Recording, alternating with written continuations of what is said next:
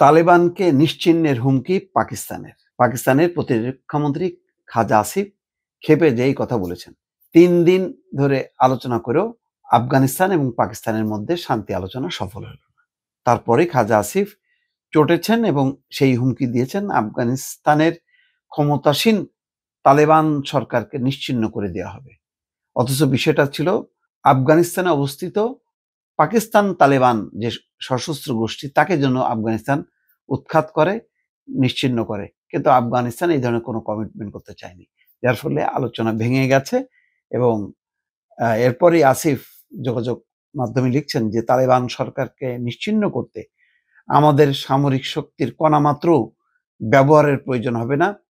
তাদের আবার গুহায় আত্মগোপনে যেতে বাধ্য করা হবে। একসময় তারা গুহাতে ছিল, সেইটা খোঁচাটা দিল। এটা খুব দুঃখজনক। ২ টা প্রতিবেশী দেশের মধ্যে এরকম সম্পর্ক হইল, যেটার সুযোগ এখন নেবে ভারত।